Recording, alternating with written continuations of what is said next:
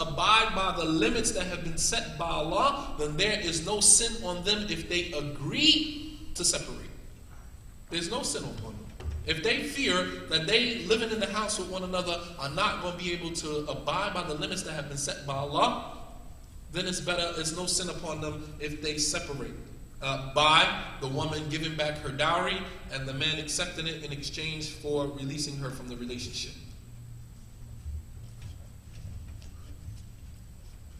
Sheikh Salih Fawzan, he said, إذا علم الزوج أو الزوجة أنهما إذا بقيا على الزوجية لا يؤدي كل واحد منهما الواجب عليه نحو الآخر فيحصل من جراء ذلك أن يتعدى الزوج على زوجته أو تخاف المرأة أن تعصي زوجها فلا حرج على الزوجة أن تفتدي نفسها من الزوج بعوض لا حرج على الزوج في أخذ ذلك العوض ويخلي سبيلها.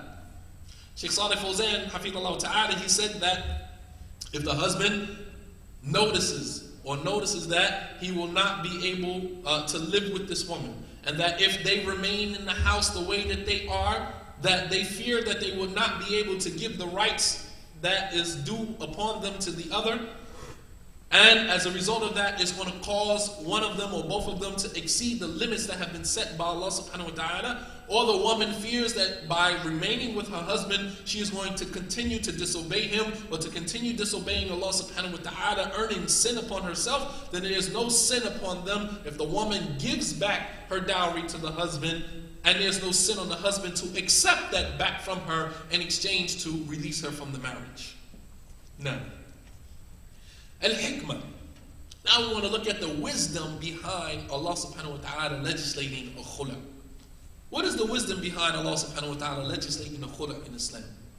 Because in Islam we have marriage and we have divorce. However, we have in between those two issues what is called a khula, an annulment of the marriage. What is the wisdom behind Allah subhanahu wa ta'ala revealing the khula? Sheikh Salih Fawzan, he said, wal-hikmah وحكمة ذلك أن الزوجة تتخلص من زوجها على وجه لا رجعة فيه ففيه حل عادل للاثنين يسن للزوج أن يجيبها حينئذ وإن كان الزوج يحبها استحب لها أن تصبر ولا تفتدي منه. Sheikh Salih Fawzan, he said the wisdom behind the khula is to give the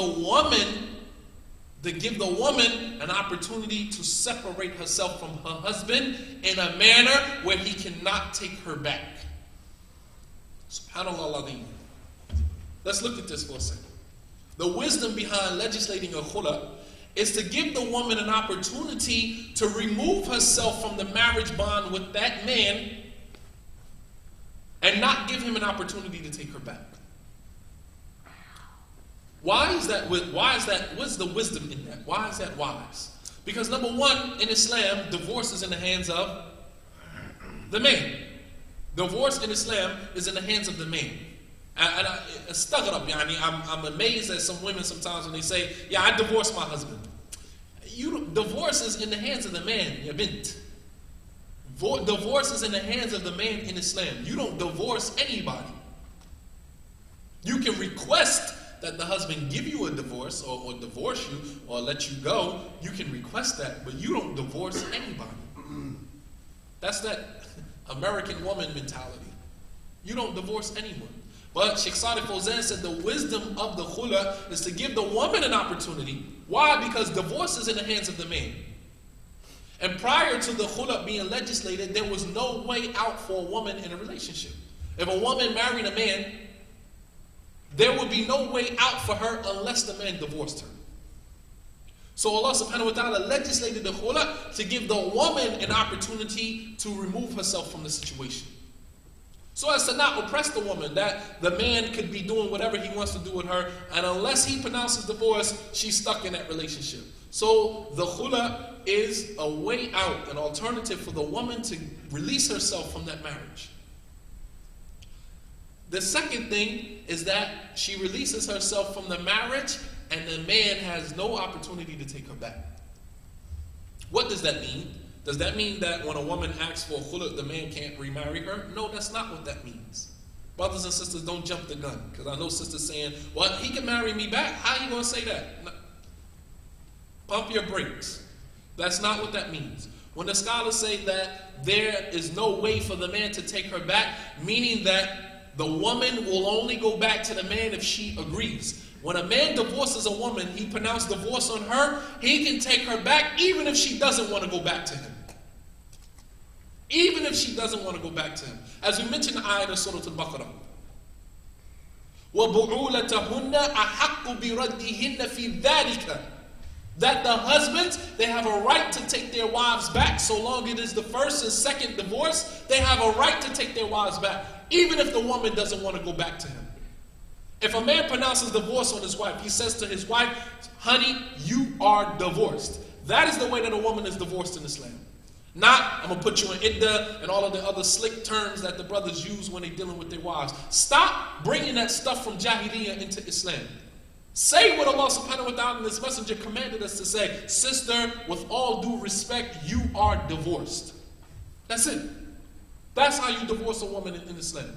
Don't play with the woman saying, I'm going to put you in iddah, you're going to make me divorce you, you're going to make me do this to you, and you know. Akhi, if you're going to divorce her, then tell the sister, you are divorced. Barakallahu feek. No hard feelings. May Allah bless you.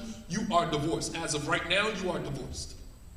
But once a man pronounces divorce on a woman, of course the woman's going to get angry. She's mad. Well, you can just do it. Well, I'm going to pack my stuff and all of the other stuff that go on. Now, after that.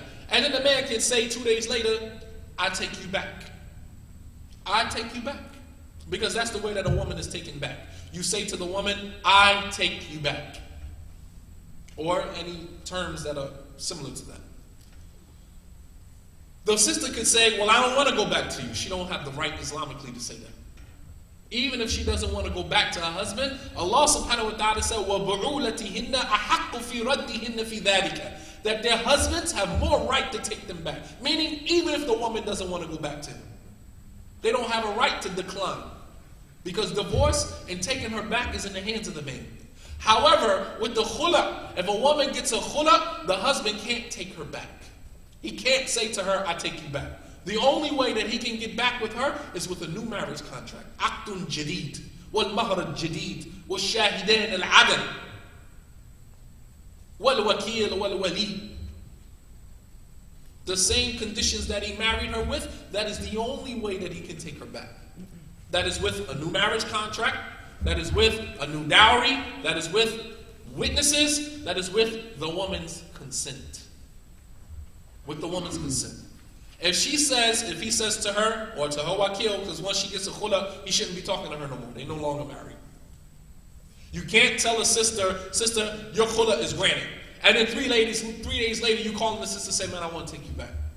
You shouldn't even be on the phone with her anymore. She's no longer your wife. She's no longer, even if she hasn't given you your dowry back yet. Well, she ain't giving me my dowry back yet.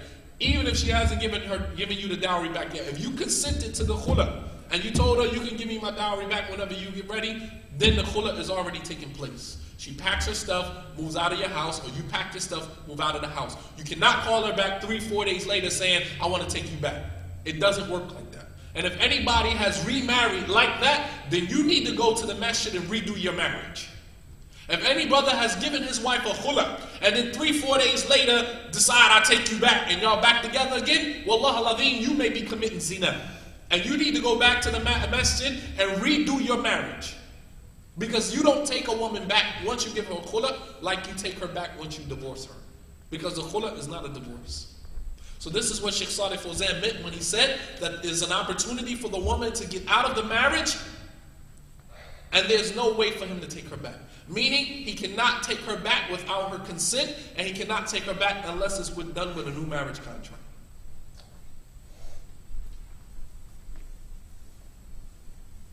And this is fair for both parties. This is fair for both parties.